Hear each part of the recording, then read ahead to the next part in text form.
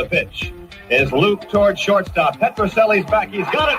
The Red Sox win. That is pandemonium on the field. Welcome to the Great American Collectibles Show, brought to you each week by the National Sports Collectors Convention. Join us every Wednesday evening at 6:30 p.m. Eastern Standard Time and get the latest news from the greatest experts in the sports collectibles world. You can watch us on the Great American Collectibles Facebook page, as well as YouTube, or you can listen to us on Spotify, Pandora, iHeartRadio, or any of your favorite podcast platforms.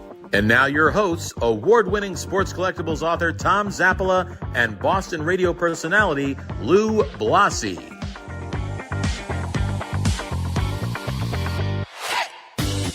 You know, I got to be honest with you guys. I got a little discombobulated, Lou. I'm sorry, man.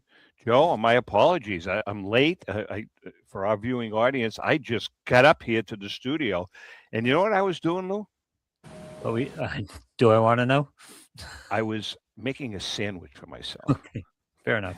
And I left it down in the kitchen. It's sitting there now.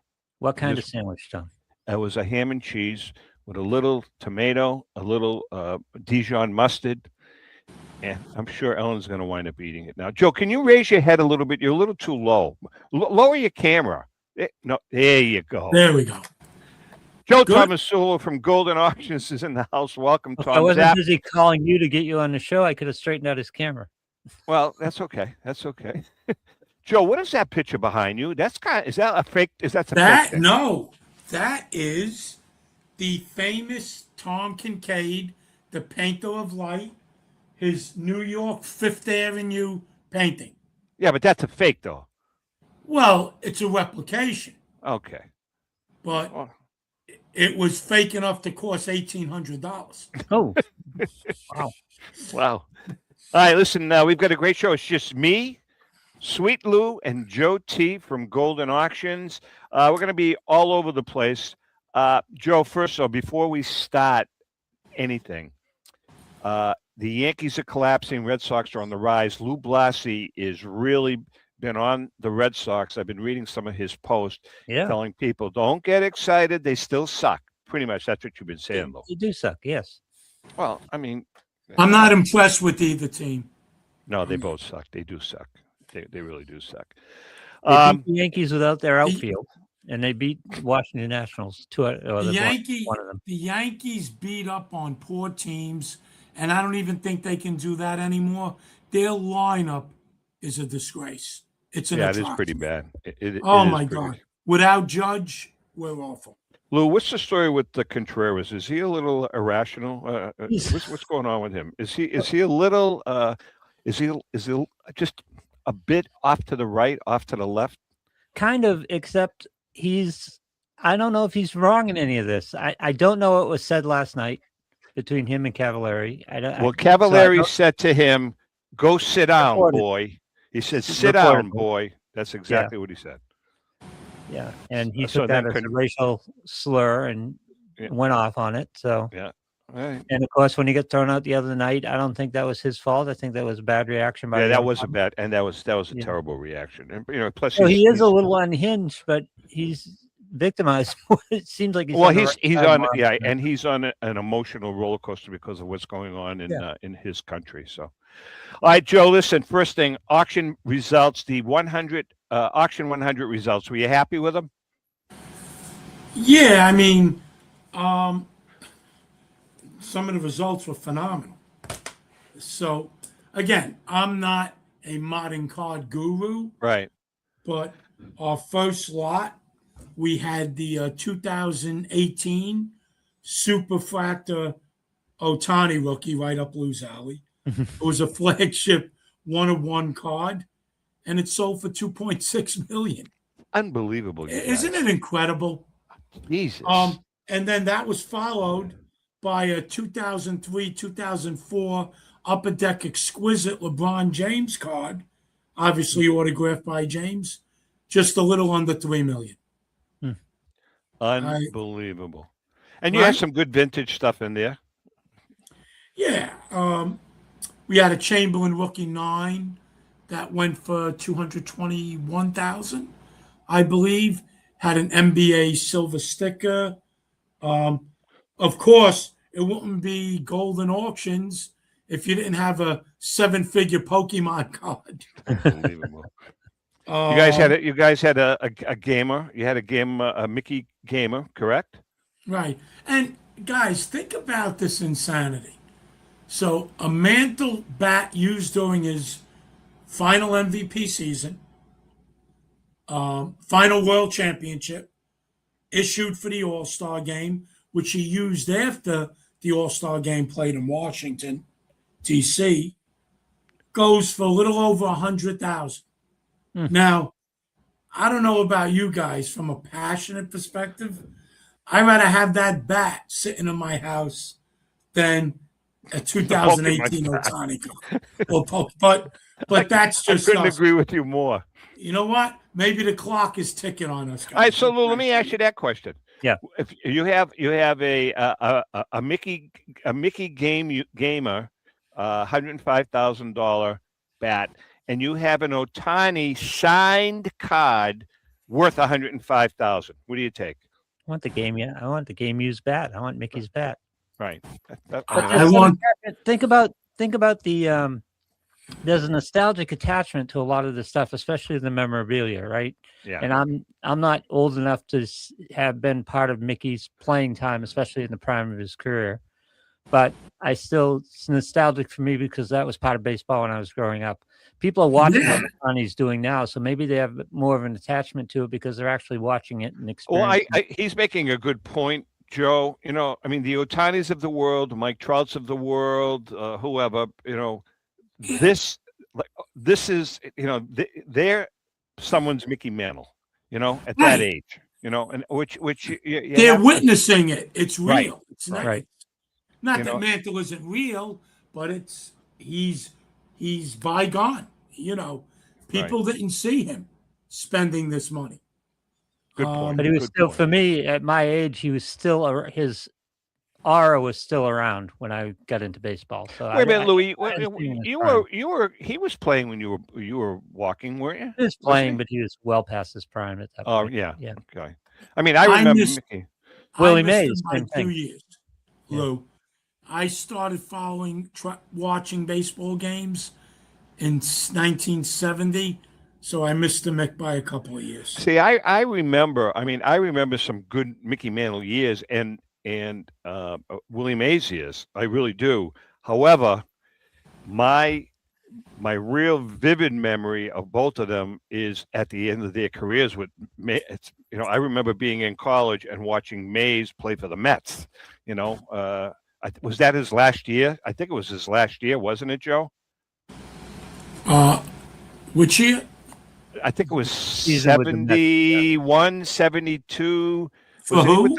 Wasn't Mays with the Mets, playing for the Mets? His last year was 73 when the Mets played in the World Series. So it was 73, right? And he batted like 180, He came to the Mets in 72, right? May, and I'll never forget. He hit a game-winning homer for a 5-4 win, his first Met game at Chase. Yeah, but he was just that 73 season, man. He was just a shell of his former self, Correct. Kind of like LeBron, but that's a whole nother story. Yeah, I agree. Joe, what about your vintage auction, the Joe Tomasulo vintage auction? How did that go? So, and by the way, I bid on a couple of things and I got annihilated on them. Just want you to know that.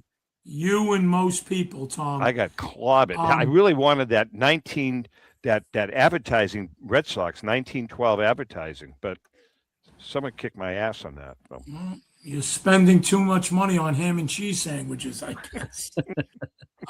Tom, on 5-figure plus items, we set 46 records. Wow. For the grade. Are you serious? And yeah, a couple. I mean, this one wasn't a record, but it was a notable. We did get 1,830,000 for a PSA 8 52 Topps mantle. Not a record, but the record's 2.1 million. That was set back in 2021, but definitely a big time sale. They've been selling in the 1.1 to 1.5 range. So we really stretch the budget on that one. Joe, why is that card? Let's touch upon this, okay? I know Mick he's become a mythical figure almost, Mhm. but there are tons of 52 mantles out there, tons. And I mean, why? What's the allure of that card in a high grade? And I'm not talking about a 10 or a 9. I'm talking even a 5 to an 8 or a 7 to a 9. What's the allure? I mean, there's thousands of them out there. You know what, Tom? It's just back in the late 80s, 90s, it just became Mantle's tipping point card. It was the first card in the high number series, number 311.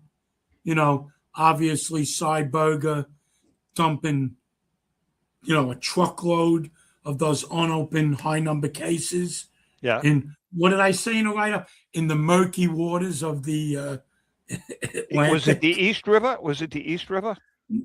It was. It was no. Was off the coast of Jersey, the Hudson. Okay, it was the Hudson. Okay. Yeah. I Well, that's believe. manufactured rarity, Tom, isn't it? Lou, Well- trust me, I bought some scuba diving outfit. So, guys, it Came up checks the empty-handed. boxes. It's the landmark post-war set. The 52 tops. Yeah. The size of the cards. I understand all of that, but so is the It's a piece of Otani? art too. It's American. It's a beautiful American iconic card. I art. don't disagree with any of that, but is The there image is spellbinding. It's the image. It's a great card. is- There's no doubt. it is. But is there an Otani card that's going to happen to 20 years from now? I don't think. Well, I don't know. Who knows? Maybe the card we sold in Golden 100 20 years from now. All right, I want to The ask you guys issue- both. I want to But ask you Tom, both. the issue with the modern players, there's a lot of manufactured rarity. So there's a 1 of 5 Otani, there's a Right. 1 of 1 Otani, a Okay. 1 of 3 Otani. So to single out one as the card, I don't know. Yeah. Interesting. I want to ask you guys each this question. I'm going to go Lou first. Okay, Louis. Yep. A 52 mantle, PSA 10, or the Ken Kendrick, Gretzky, McNall, Honus Wagner, PSA 8. What do you take? Well, I'm going to take the money. I'm going to take the PSA 8. I'm going to take the Wagner? Wagner. Yeah. All right. Well, okay, Joe, I'm going to ask you the question, then I'm going to ask Lou made a comment about the value. What are you going to take, Joe? You're going to take the Mantle or the Wagner? 100% the Wagner. There's All right, only so- one. There's All only right. one. So, all right. So now let's look at Marshall Fogel's. There's only two PSA. There's 3 PSA 10s. One we don't know who owns it. One is owned by Kenny Kendrick on the Mantle, and one is owned by Marshall Resnick. Everybody's in agreement that Marshall's PSA 10 is by far the best in existence. What is that card worth, Joe? What is that PSA 10 Fogel Mantle card? I mean, what's it worth? That's going to be worth pretty close to what the Wagner's worth, no? I'm going to value the Mantle in the 50 million range. All right. So guys, this is pie in the sky. I Nobody knows. understand that, but I think it's worth 50, give or take, and I think the T206 Wagner is worth 75 to 100 million. I mean, Kendrick was offered 40 a couple of years ago. That that's not Okay. going anywhere. It's going to Let stay. me in ask you, Tom. My decision was 99% investment, 99% financial. How much percentage would your decision be? It would be well. See, that's a good question. Yeah. If the Mantle card was more valuable, I would probably pick the Mantle card for investment purposes. But I'm getting the best of both worlds because I would certainly pick the Wagner, and the value of that is every bit as much, if not more. So, from an investment standpoint, I would definitely take the Wagner. Plus, the gravy is that it's the love of the card, and that is a vintage card like that. So, interesting. Wagner is more.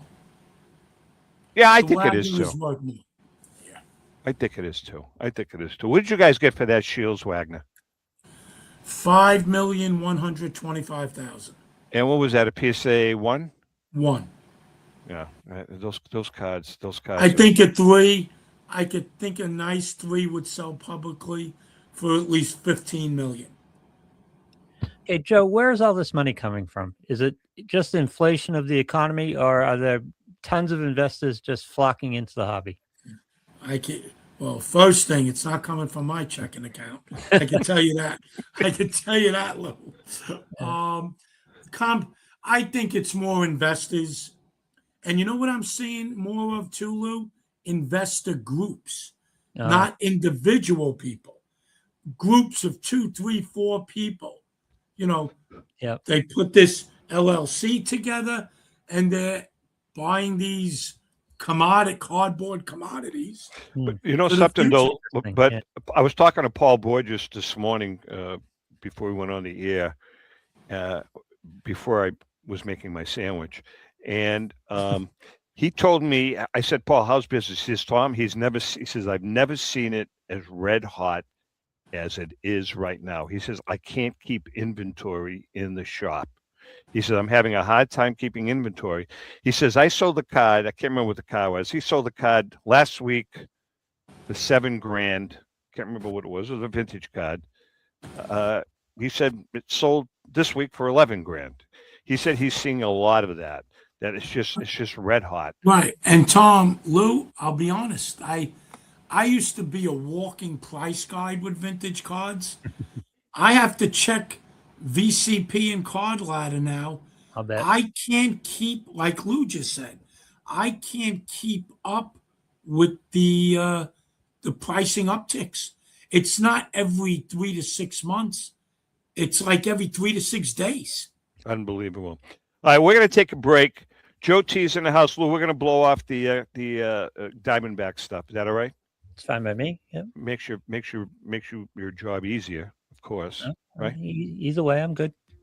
Yeah, we'll take a break. When we come back, Joe, I want your thoughts on what's hot, what's not, the most underrated cards, vintage cards on the market.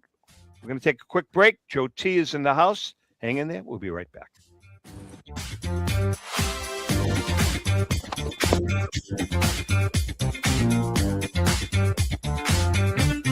1996, Brian Drent and the staff at Denver's Mile High Card Company have led the charge in the collectibles hobby. Mile High is a full-service dealer specializing in buying and selling cards and offers a competitive consignment program for all collectors. Whether it be their computerized want list service, appraisals, or auction services, Mile High has it all. If you've been searching for a company with a selection of high-grade vintage 1888 to 1970 baseball cards and memorabilia that shares your passion, aim high, Mile High. Go to milehighcardco.com or call 303-840-2784 for more information. For more than 30 years, Robert Edward Auctions has been the industry leader when it comes to helping you realize the most money for your baseball cards and sports memorabilia. In addition to their unparalleled reputation for honesty and integrity, they reach the largest number of bidders in the business and offer lower sellers' fees, as well as generous cash advances up front on your valuable material. Contact them today at 908-226-9900. That's 908-226-9900 or at robertedwardauction.com. This is Brian Drent, president of Mile High Card Company. Is your sports card and memorabilia collection properly insured? For easily replaced personal property, homeowners insurance is all most people need. But for prized possessions that you may have spent a lifetime collecting, it doesn't go nearly far enough. Collectibles Insurance Services has been insuring for over 50 years. They offer a full range of protection and a $0 deductible at an affordable rate with no appraisals required. I know because they insure my collection. If you have a minute, go to collectinsure.com and learn more about insuring your personal card or memorabilia collection. Hi, this is Dan from Memory Lane Auctions, here to remind you that the renowned Memory Lane Collectibles Company has served as a beacon of light to the collecting community for the past several decades. Indeed, folks, it has been our utmost privilege and pleasure to provide the most enthusiastic collectors with an abundance of the finest sports cards and memorabilia for America's most coveted sports personalities via our world-class auctions. Whether you choose either a private sale transaction or the auction route, Memory Lane cordially invites you to reach out to us to maximize the value of your prized possessions. Also, it is not just sales that we pride ourselves on being the best of the rest, because if you are seeking a particular keepsake for your esteemed gathering, we will be relentless in our quest to find that special piece to fulfill your collecting dreams. So no time to wait. Reach out to us today for the purposes of capitalizing on our unparalleled marketing capabilities. Simply pick up the phone and dial 877-606-5263. That's 877-606-LANE, or find us on the World Wide Web at www.memorylaneinc.com. Now is the time for your valued consignment to ultimately become another one of Memory Lane's record-setting prices. How would you like to own the bat that was used by your favorite player when he hit that towering home run or game-winning base hit? Now look no further than JT Sports, specializing in the sale and authentication of professional game-used bats. As the official authenticators of professional model game-used bats for PSA DNA, JT Sports will guarantee the authenticity of any bat purchased from them. JT Sports also buys and sells game-worn uniforms, gloves, and baseball equipment. The unique quality of the collectible is what JT Sports is all about. Give them a call at 609-487-8003 or check them out at GameUseBats.com.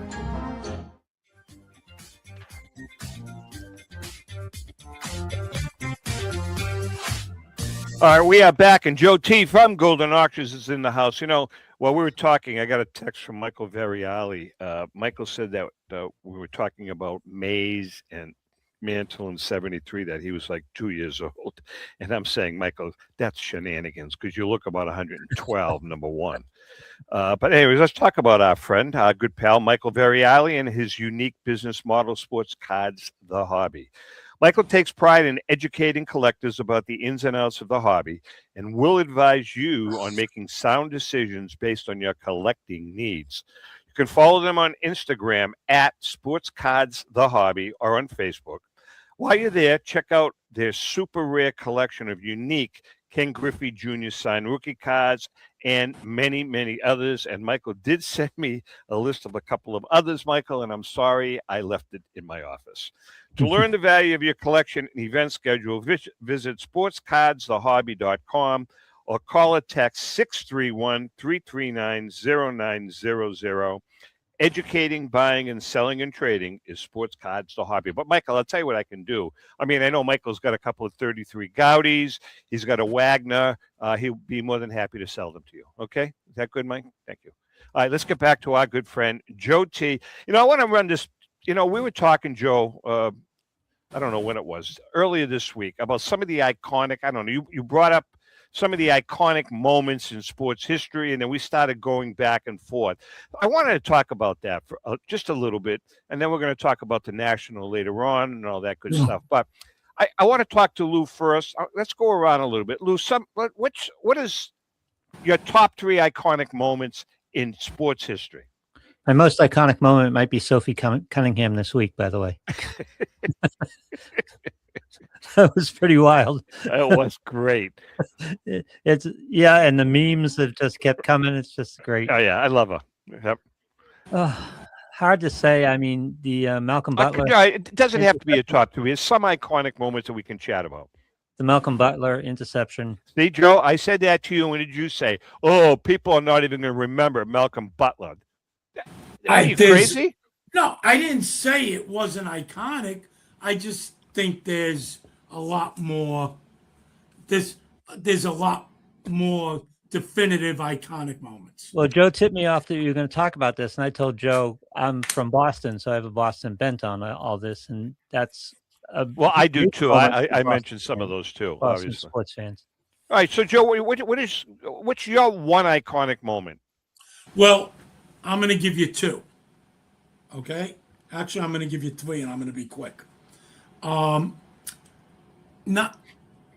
I came up with 10, not in any particular order. Yeah, we'll talk about them. Right, but number one, there is one that to me is number one. When the U.S. beat Russia in the 80 Olympics. 81. College kids Yep. beat the best team in the universe. Unbeatable team. Our professional teams couldn't beat them. And you know what? Yep. When Al Michaels said, "Do you believe in miracles?" Yes. To me, that's the most iconic announcement of a miraculous event in sporting history. I would agree with that. And there's a great aftermath real quick with Herb Brooks, the great coach of that team. You know, when we started with the dream teams, someone asked Herb Brooks, "So what's your thought, coach, on this, this new practice where we get to use dream teams?" What a great answer by Herb Brooks. Now that we have dream teams, we seldom get to dream anymore. Oh. And he hit the nail on the head because, you know, again, college kids going into an Olympics, beating a professional team, whatever. I mean, those days, that will never happen again. You think Mike Caruzione's made a living on that, Lou? Oh, God, yeah. Oh, my God. When's the last time he bought a drink? Oh, my God. So, real quick, number two I have, and Tom, I failed to mention this, Lou Gehrig's luckiest man on the face of the earth speech. Well, that was a momentous event. But it's called baseball's Gettysburg Address. It's so iconic. But you're right, it wasn't a performance. I mean, it was a great event. I mean, you know, it was like, well, what's the difference between iconic that moments and Babe bows out? Right. I mean, Roots called shot homer is on my list. And last but not least, and like Lou was saying, he has sentimental attachment to the Red Sox with the Patriots with the interception. What Secretariat did in the 73 Belmont Stakes is one of the most miraculous feats in the history of sports. I would certainly. You don't break records in racing by like many lengths or by seconds. You break them as a horse by 1/5 of a second, or if you're lucky, 2/5 of a second. Secretariat broke the record by 2 full seconds, which is 10 lengths. Every 1/5 of a second is a length. Yeah. So no horse has ever got within 10 lengths of Secretariat's run, and that's like Mantle hitting a ball 560. You know why, by the way, you know the backstory on Secretariat, why that horse was such a great horse. Do you know what the reason is? 23 times the size, his heart. Yeah, of the average thoroughbred. His heart was 3 times the size. Yeah. Since Joe opened this up, and I wasn't going to talk about this, but he opened up the racing part of this, and one of the most iconic moments in my life, and we can talk about Earnhardt's death, which is kind of like Gehrig's speech. It's kind of off the performance side of it. When Earnhardt won the Daytona 500 for the first time in 20-odd years, and he came down pit road, and every crew member came out to shake his hand coming down. That was one of the iconic. I don't remember that. No, that was special. I don't remember that. Well, what about, you know, I'm surprised, Lou, that you haven't mentioned what I think is the greatest football game of all time, and that was the 28-3 comeback Super Bowl. No, it's on there. It's on there. It's up there. There isn't a specific moment that makes that iconic, because it's just the whole game and the whole comeback. That's what I'm saying. What about for Boston fans? It's a negative iconic moment, but the Bucky Dent home run. Yeah, you brought up the Bucky Dent home run. Oh, yeah. Did you, Joe? We talked about it before the show. Right. And the Fisk home run on the other side of the fence was a great iconic moment. Tom, I could still see Fisk just doing this in the You know, you batters. talked to Rico about that. Rico was in the dugout, and Rico said he jumped so high that he hit the top of his head on the dugout ceiling. He was that's how high he jumped. By the way, it's Now, the Rico's most birthday today, isn't it? No, Rico's birthday was a couple of days ago, A couple days ago. Okay. 28th. Right. By the way, I was talking Happy to birthday, Paul Rico. Borges this morning. Paul was at the game yesterday with his family, and yesterday was Rico. I didn't even know that. Rico doesn't tell us anything. It was Rico Petrocelli night Oh, nice. last night at Fenway. And you know something? We just got back from LA, but I would, if we were here a couple of days ago, I certainly would have gone. Paul said, yeah, it was Rico Petrocelli night. They had it on the Jumbotron, great film of his career. Nice. And he was up there schmoozing up in the Legends box. So Rico, Lou and I are pissed at you because you could Yes, have we told are. us. He's I like would have that though. He doesn't tell us anything when it comes to that stuff. I have 'Cause to he like can't get pry us it out of tickets, him. so. I got to pry it. Tom, Yep. what about Kirk Gibson's homer off Eckersley? Gibson's homer, That yep. may be the most amazing home run I've ever seen I agree, and the reason because he being was that crippled. he was crippled. The guy came limping. Yeah, I totally agree with you, Joe. That was a shot. And it And was, from a pitching perspective, guys, wouldn't you want to sit down with Eckersley and say, the guy couldn't even stand up. Why would you throw him a changeup? well, you know, he and Kirk Gibson have done a lot of appearances together. They've done a lot of appearances together, kind of like Bobby Thompson and Ralph Branca did for a while. Lou, what about the Bobby Orr goal? Yeah, I was going to bring that up. That's probably more of a Boston thing than a national thing. It's Bobby Orr goal. Pictures in my head. I can picture it like it was yesterday. I mean, right? Yep. I was sitting in Shirley I can picture the Smith's. whole play, I was almost sitting, the whole overtime. I was sitting in her living room, Shirley Smith's. That photo with Orr parallel to the Oh, yeah. ice, Yep. definitely one of the most iconic sports photos. Oh, definitely, yeah. Another Boston bombing. What about the Tyree helmet catch? Right? Yes. I mean, How about the Wes Welker non-catch? The West Welcome non-catch, yeah. Yeah. Got Giselle all upset. Guy didn't drop a ball, I thought, all year. yeah, she was pissed at that. I remember that. Brady's wife got ticked. Game would have been over. Would have been a first down. Louis, what about the Vinatieri kick for the first Super Bowl? Vinatieri kicked first Super Bowl, of course. Yeah, very iconic. But the one in the Snow Bowl might be even more iconic. The clincher, yeah. And that was a kick. That was an unbelievable kick in those conditions. Joe, let's talk about, we've got a few minutes before the break. Let's talk about some of the most underrated cards in your opinion. What do you got? 67 tops Rico Petrocelli. Yeah, there we go. No, if it's gonna be a Rico, it's gonna be the year he hit 40, which was I think 69, wasn't it? No. My number one, Tom, and you and I talk about this all the time, is still the 51 Bowman mantle. So it's his true rookie. He's wearing number 6. And think about it this way. I mean, I haven't checked the pop report recently. The last time I did this analysis, there were roughly 35% more Mickey Mantles combined PSA SGC than 52 Tops mantles. Yet, the 52 Tops mantle pricing points range from 300% to 1,000% higher. I mean, I own one. So, that. I was very disappointed. I bought that card. I don't even know when. I held on to that card for a good 5 or 6 years. The 51 or the 52? 51. I had it wasn't a high grade. It was like a PSA 2 or 3. I don't remember. But all I remember is that I held on to that card for 5 years.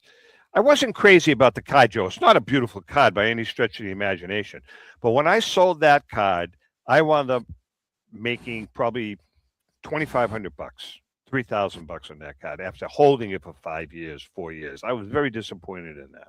But it's not a beautiful card, but it's got to be considered an underrated card because it is his rookie card. What else you got, Joe? I think we know about the T206 monster set and its popularity. Grossly underrated, I believe, are the 1911 T205 gold border cards. And I think the issue with those is Chipping. in low grade, like if you got 2s and 3s, they get the border chipping. Right. And when the gold is chipped, they're just not eye pleasing. So you need to put that set together in mid grade. You got to have mid grade or better. And I think that becomes the challenge. But though in mid grade or better, those cards are absolutely stunning. Like when you have most of the gold border intact, from an artistic perspective, they outdistance the T206s. Joe, what about cards like Hornsby cards? In my opinion, Oh, you're talking about plays? No, I'm talking about like pick a what's the key Rogers Hornsby card? What year? His 1917 Boston Store Collins McCarthy rookie. Hornsby? Yeah, his rookie card. Okay, so my question is, why does that card get no love? Well, it's starting to. It was previously grossly underrated. We just sold an authentic. By the way, Lou, one of our 46 records. Nice. We sold Very nice. an authentic. It had one of the borders had a manual. One of the edges, or two of the edges, had manual trims, which we duly noted. Sold for over 20,000. Now, a few years ago, that card sold for like 6,000, 6,000 or 7,000. So, I believe a 4 or 5 in a public auction recently pushed high 50s to 60,000. So that Hornsby card is starting to get the love it deserves, but other Hornsby cards grossly neglected. Right. And the same thing with some Well, of the why does that happen, Joe? Why does That's a cards great start to question. gain momentum? And especially in lieu of Hornsby joining Aaron and Jimmy Fox, maybe you want to throw Pujols in there as one of the 4 greatest right-handed hitters in baseball history. So why, Joe? So Hornsby Manny. was Sorry, Manny. he didn't deal with the press a lot. He was a little nasty. He was a loner, kept to himself. So he wasn't in the public eye. And so he didn't have that hype other than his amazing statistics. The guy averaged 400 over 5 consecutive All right, years. so let me ask you this question. You're using a player like Hornsby or a player like Nap Lajoie, or a player like I don't know, Wee Willie Keeler, with marketing in the hobby, with marketing, can some really cool, good marketing drive the prices of those cards up? For Hornsby, yes. Hornsby and Lajoie, yes. Wee Willie Keeler, what do they call him? Hit them where they ain't Willie. Yep. I don't know. I think he has limitations. But Joe, you do promotion for the auctions. You do write-ups for the cards. That's marketing, and it can be very effective, I think. I mean, you guys really control that.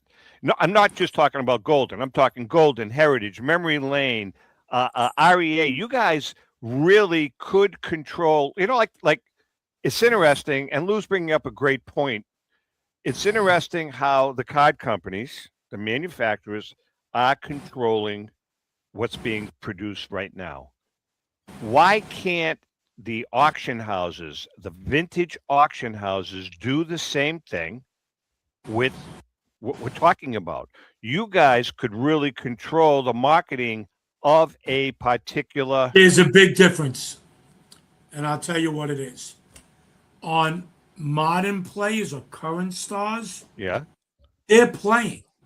Yeah. We're experiencing their glory and their world-class achievements. Now, turn back the clock to the Lajoies, Hornsbys, Keelers, Eddie Collins, Mordecai Three Finger Brown, players like that. No one saw them play, and no one ever will. Joe, you're missing my point. No. Let me finish. There's only so much you can do for a bygone star. I think there's just limitations. I think you're underestimating your own clout, because I'm just using you as an example. And I mean, you're one of the vintage experts, specialists in the country. But if Lou Blasi submitted a T206 Nap Lajoie PSA 5, 6, 7 to you to put into one of your auctions, $5,000 to $10,000 card. But if you were to say in your narrative, if you feel like that it is in fact, or use a Rogers Hornsby card, it is in fact, in my opinion, in Joe Tomasulo's opinion, this is an underrated card. I feel strongly in your narrative that this is an under. You're I do it all the time. I do it all the time. It doesn't matter.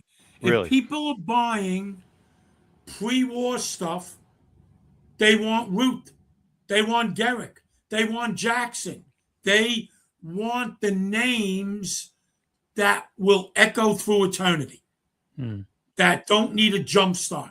People don't want a jump start. People want the real deal. And the real deal is Ruth, Cobb, Wagner, etc., Matheson, Walter Johnson. Okay? Now, do we market and push other Hall of Fame legends? Of course we do. Read my write-ups, Tom. I do it all the time. But, sorry, there are just limitations for those players because they're not Babe Ruth and Ty Cobb and Honus Wagner. People that didn't see those guys play, if they're going to spend big money, and Lou, here's where the investment part comes in. They want future prosperity. Mm-hmm. They want a cardboard commodity that they can say 3 to 5 years from now will go up X percent. All right, so then let's fast forward to the Ricky Hendersons of the world, to that the modern era player. Is that going to happen to them? Is the Ricky Henderson rookie card, for instance, going to continue to escalate in value? You're going to ask me what Apple's going to be at the end of next year too? Okay. Tom, my answer is I believe so. He's certainly an MLB immortal. Can't believe he's gone. It's just so surreal that guy is passed away so young. But I would put my money on Ricky Henderson. Now, of course, we have there's the fact that there's a lot more Ricky Henderson out there than vintage players. But all right, so here's what we're going to do. We're going to take a break. When we come back, Joe, I want you to think about this during the break while you're having your cheese and crackers or whatever the hell you do during the break. I don't want to put you on the spot, but I'm going to ask you the question, Joe, what are 5 good investments today for vintage cards? I'm going to ask you that question when we come back. Actual plays, like or specific actual cards, series.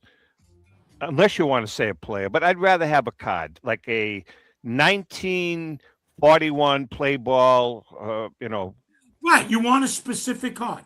All right. All right. We're going to take a Okay. quick break. Lou's here. Joe's Yeah. here. Lou, you look pretty good today, by the way. Well, thank you. You look coiffed. I am coiffed. Yeah, you look. Yeah, Finally get my hair cut. Beard, What are you, Tom? No, are the you beard looks stealing- good. You're stealing he's looking. terminology from Jerry Maguire. He's looking dapper. All right, we'll be right back. Hang in there.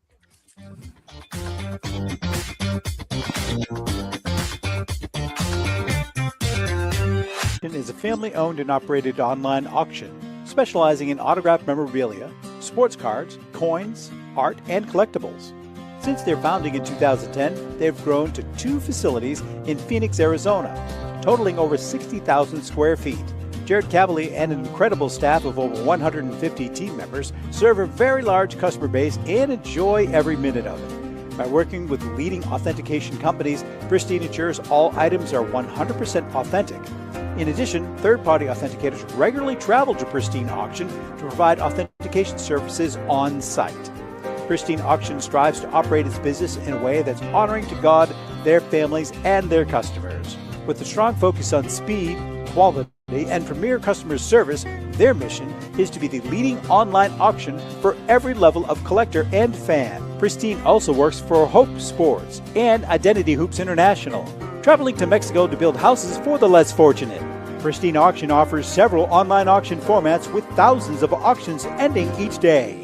For more information, go to pristineauction.com. That's Pristine Auction, the best in the business. If you are a discerning collector interested in owning the most important pieces in the hobby, look no further than Leland's Auctions. The original sports auction and appraisal house, Leland's was established in 1985 by legendary Pioneer founder Joshua Leland Evans. And today, President Mike Hefner carries on the tradition. From the Tom Brady card and memorabilia collection to the famed Boston Garden auction to high-end card auctions from every major sport, Leland's has always maintained the highest standards. Go to Lelands.com and get your bid in. That's Leland's, the hobby's leading sports auction house for 4 decades. It's often been said that championships are won on the practice field, and world records come only to those willing to work harder than everybody else. Heritage Auctions is the world's largest collectibles auctioneer because we believe that becoming the best is only an invitation to the challenge of remaining the best. This requires the skills of the hobby's top experts, capable of identifying and maximizing value for our consigners. It requires the most visited website in the industry, courting a global audience of collectors over 1.5 million strong. It requires a dedicated press department that expands our global reach far beyond the entrenched hobby marketplace. It's hard work, but a simple premise. Present the finest collectibles to the largest population of potential buyers, and world records will come. We invite all listeners to put the unmatched power of Heritage Auctions to work for you. Auction evaluations are always free, and our commission-based fee structure ensures that our interests are always aligned. The highest possible price for your collectibles. There will always be new world records to chase, so let's chase them together. Visit our website at ha.com and request your no-obligation review today. Hi, this is Dan from Memory Lane Auctions, here to remind you that the renowned Memory Lane Collectibles Company has served as a beacon of light to the collecting community for the past several decades.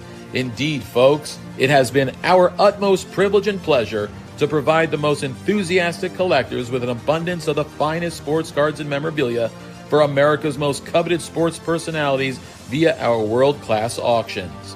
Whether you choose either a private sale transaction or the auction route, Memory Lane cordially invites you to reach out to us to maximize the value of your prized possessions. Also, it is not just sales that we pride ourselves on being the best of the rest, because if you are seeking a particular keepsake for your esteemed gathering, we will be relentless in our quest to find that special piece to fulfill your collecting dreams.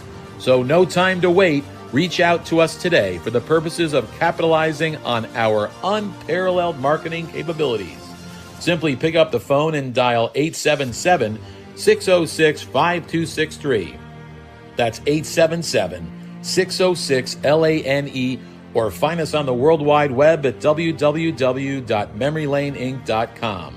Now is the time for your valued consignment to ultimately become another one of Memory Lane's record-setting prices.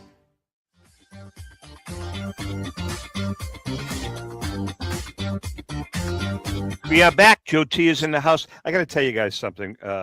When Ellen and I flew in day before yesterday, I don't know, from California, we hopped on the shuttle because we stayed at the hotel, Logan Airport Hotel, the night before because we had an early flight. So we left our car there, and we were on the shuttle bus from the airport to the hotel with the manager of the Ghana FIFA World Cup team.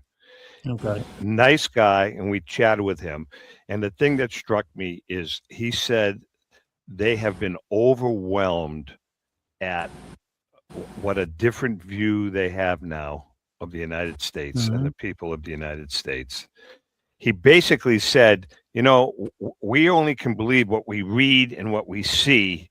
He said, but now he basically said, I'm telling you firsthand, I've seen it firsthand. He says, you guys have an incredible country and the people are incredible. So I felt good, him saying that. It's been a drum that's been beat through the whole FIFA. Yeah, pretty much. I mean, I've seen some of the Scottish guys saying the same thing. Listen, before we ask Joe the question, let's talk about insurance, Lou. Is that okay? We can. The Finkelmeyer Insurance Agency has been insuring collectibles since the early 80s. The late Tom Finkelmeyer wrote the original sports memorabilia insurance policy when no one else in the industry was insuring sports collectibles. A lifelong collector of sports cards, Tom Sr. instilled the love of collecting in Tom Jr., who's the current president of the Finkelmeyer Insurance Agency. Tom Finkelmeyer Jr., with 3 decades of insurance experience, has paired that expertise with 50 years of collecting.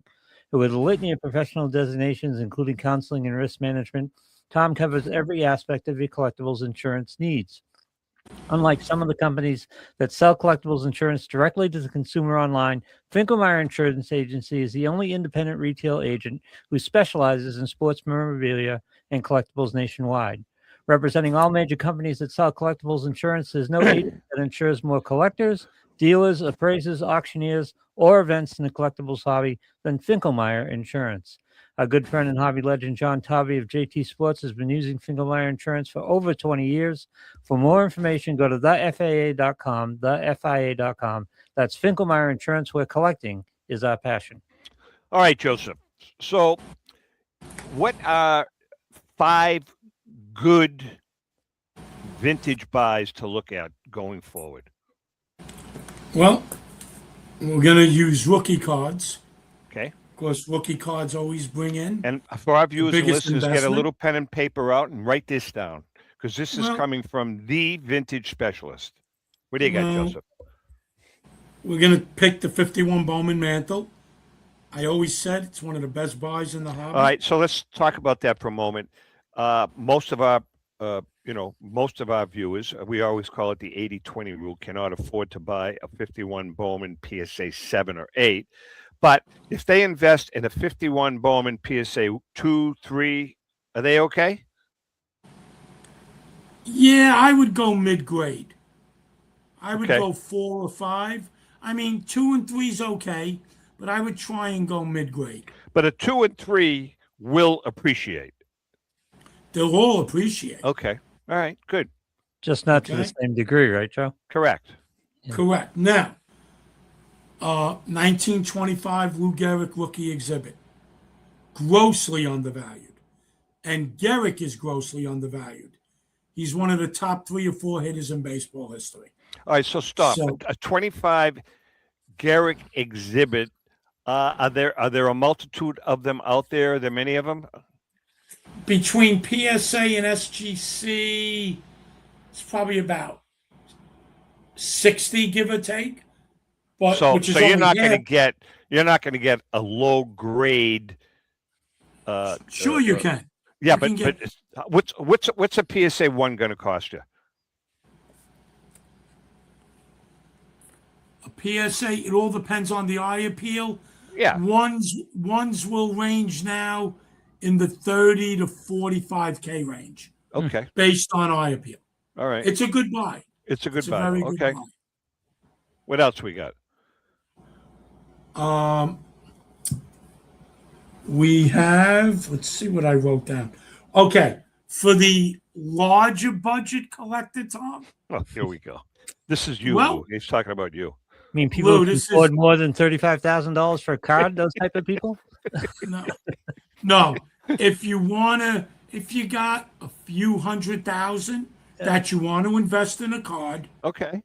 low grade Babe Ruth rookie. 1916 M101. Yeah, but I mean, there's only a handful of those out there. There's 120 roots, and there's a lot of low grade ones. All right. So, all right. Now I'm gonna deviate a little, Tom, Yeah. from being specific.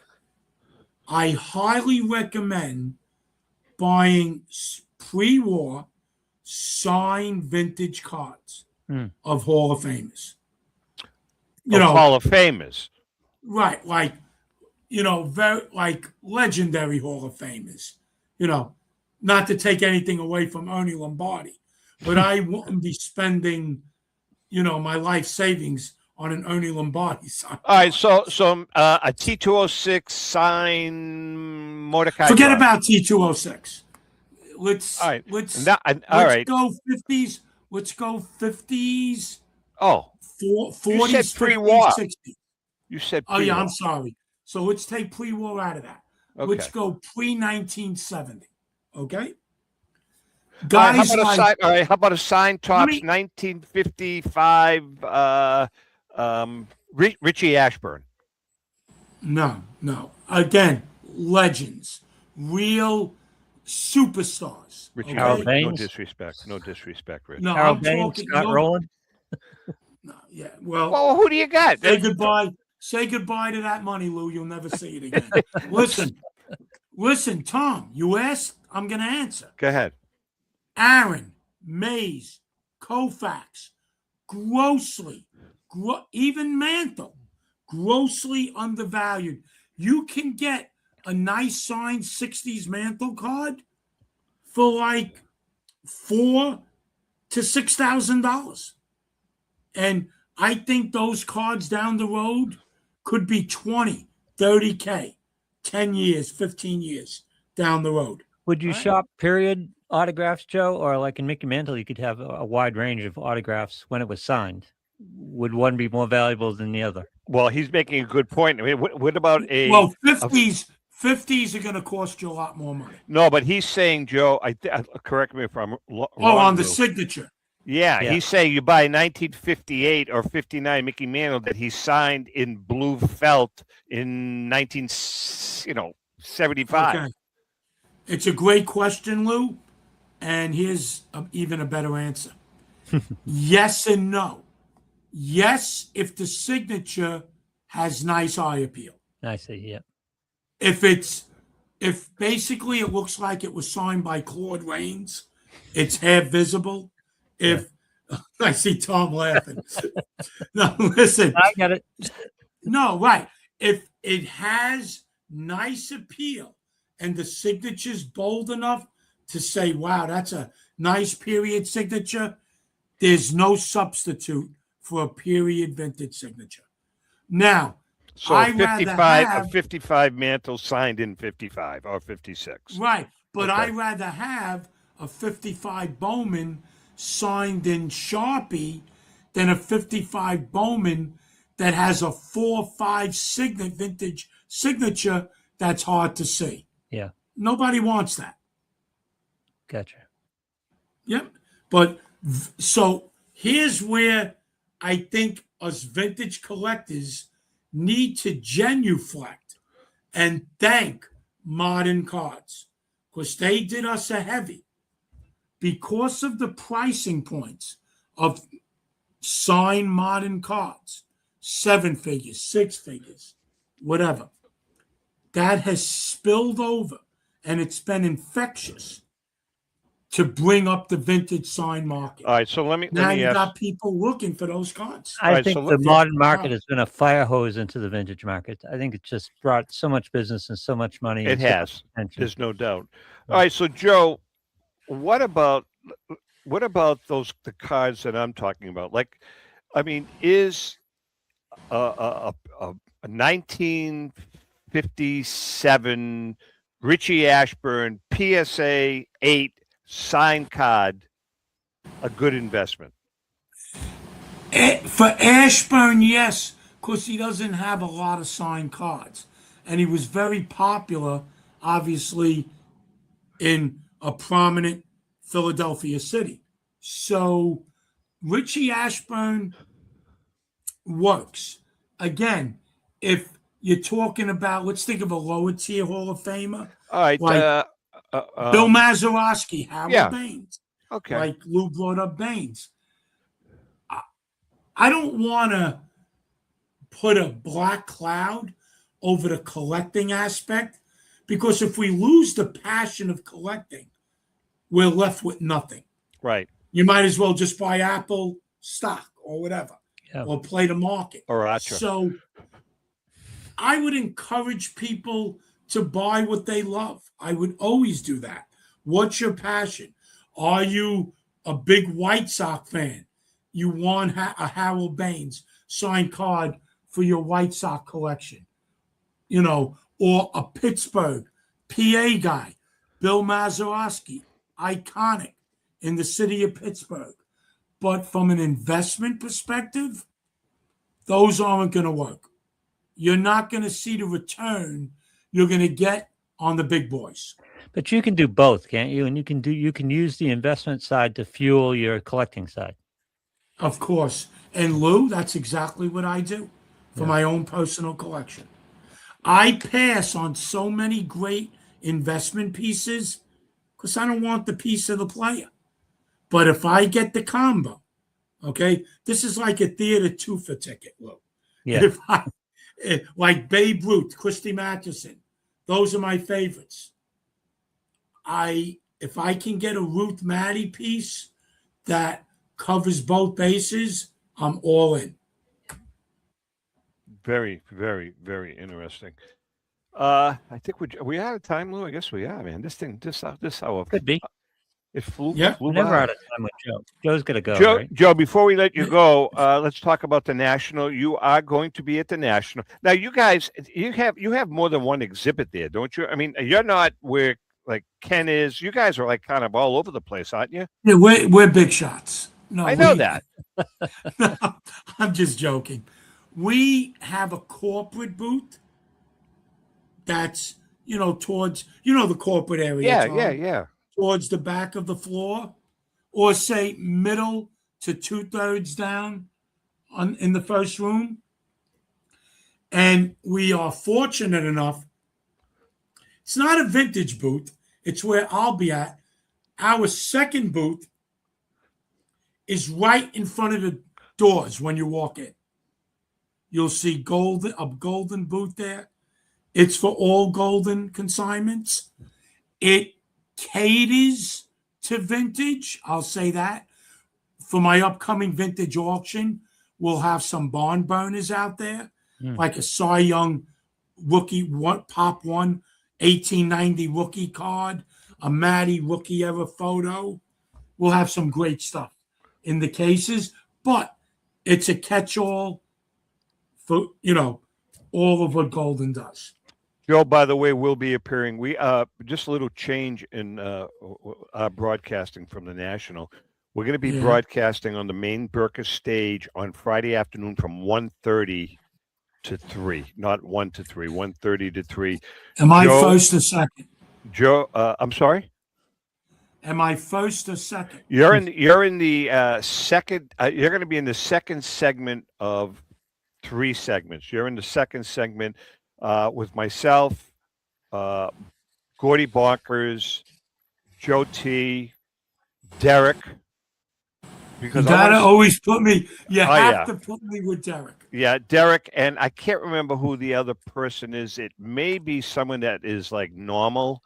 No, Lou, you listening to this? Lou? Yeah, I know. That was a shot. And maybe I can't remember who it is. Maybe like Brian Tom, so Drent.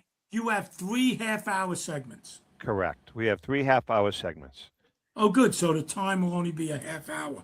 Yeah. Because Tom, I'm telling you, I mean Saturday not as busy, but Wednesday, Thursday, Friday. I know that. That's why. Pulling in consignments, giving up an hour is tough. Well, I was actually, gonna talk we to you we about gave that. up we gave up a half hour because you guys know who Curtis Pride is. Remember Curtis Pride? I don't. Curtis Pride was he was a major league player, great player, and he was deaf. And he's going to be doing a special fundraiser on stage. So we allotted. The Red Sox could use some deaf players. All right, listen, that's horrible. Let's cut him a break. They're gonna make him run. They're gonna make a run. Kicking people out of the stands. They're charging the pitchers. You got to be a little. know By the way, Gordy's a good guy. I'm glad you. Gordy's a great guy, right, Lou? Do we enjoy Yeah, Gordy? he was great. I was really impressed. Yeah, we're gonna have fun with Gordy. But you know something, Lou? Should we start having second thoughts about Roman Anthony and Marcelo Meyer? Meyer, yes. Anthony, not yet. Tom, I gotta run. I'm sorry. All right, Joe. Joe, thank you very much. We'll talk Guys, later on. I'll Tom call and you Lou. maybe tonight. To our viewers You and guys listeners, to always Lou make my Blasi, day. we love you guys. Thank you all for your support and happy collecting.